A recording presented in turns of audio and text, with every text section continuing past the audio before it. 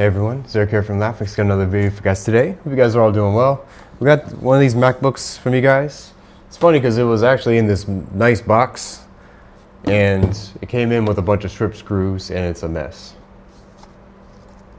And it's in here for a liquid spill and we can already see the damage. Alright, so we got the board removed. Let's go into the microscope and take a look further.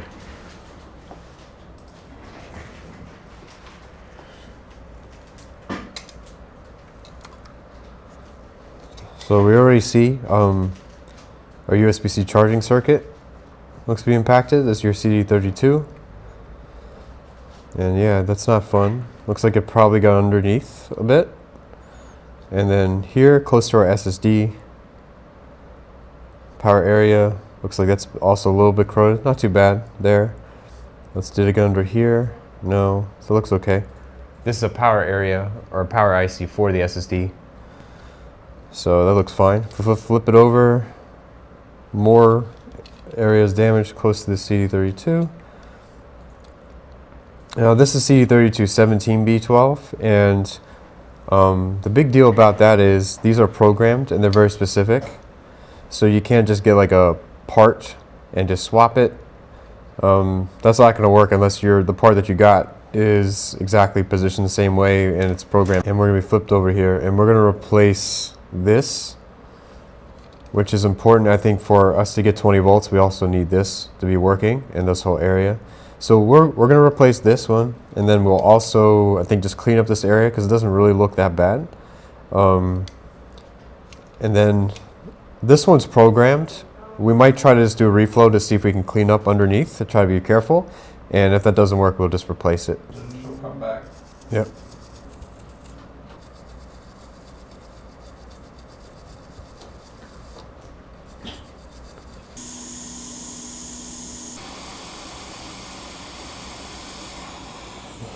Okay.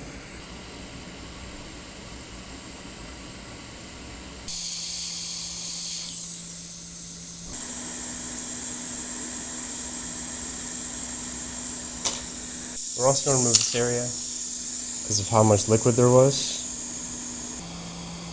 Okay.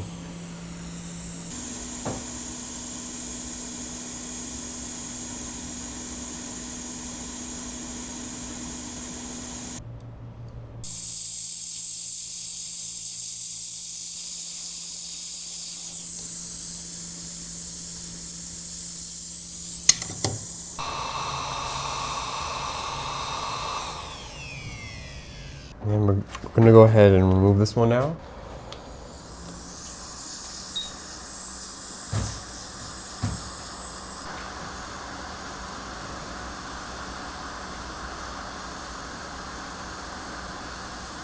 Okay. Oh, you know what we can do? Since this got removed so perfectly, I think we could just put this on right now. Well, let's take a look at our CD32. Let's look at the area I didn't like. And I guess it's not too bad. It's not that bad. But it's still liquid and we need to remove it. So we're just going to go clean up this chip and we're going to put some solder because I don't think it's that bad. I'm going to hope it's not damaged. If it is, we could just always swap. It's not really a big deal. Put some solder just to clean it.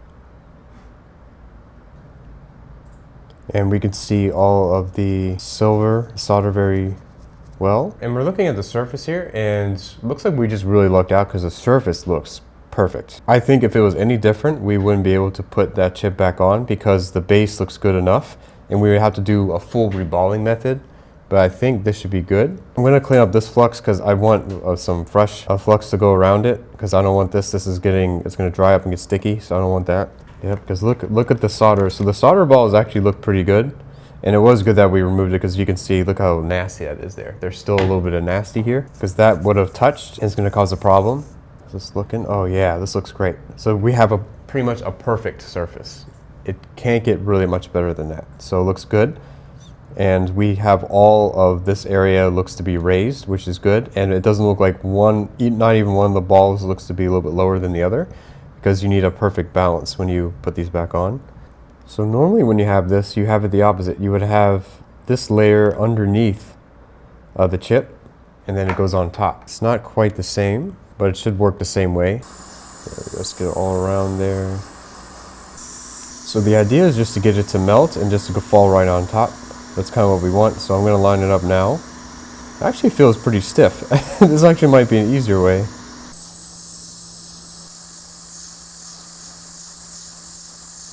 Okay, you saw that? It just fell right in. That's good. Okay, I think that's good. Let's see if we did it.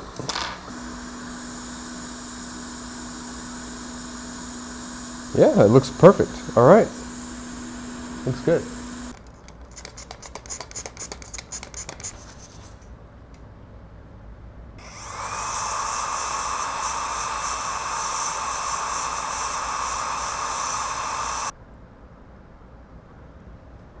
All right, so let's go ahead and try it. Let's go plug it in over here. 5 volts, about 0.24 amps. Okay. See.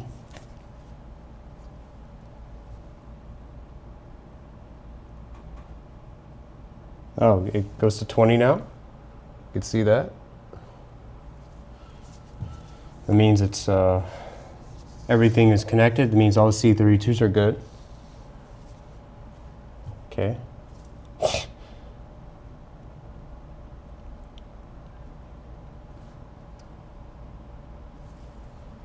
And the power's on. We'll see a little bit higher amps because it's about 0.6 right now. And we want to see the battery charge as well. I mean, it should work anyway. It's kind of strange. But let's see if it goes up. Okay, there we go. That looks good. 1.49, 1.5. Okay, 1.56. So it must be basically like, okay, yeah, it's almost at the OS. So it looks good. We'll let it go all the way and sit. Now it's like 2 amps. It's going, so it means it's going to power right to the OS.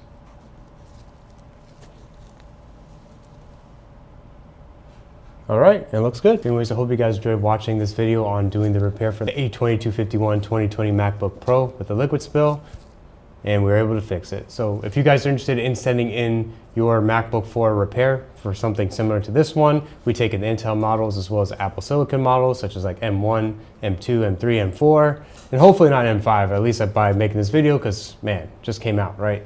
But we're here for that as well, for liquid spills and even for data recovery services. Check out the links in the description down below for how you can send in your device. We have a simple form that you just fill out, and then you can send it in, and then we'll go ahead and take a look and see what we can do to help out. So thanks a lot for watching, guys. Take care. Bye.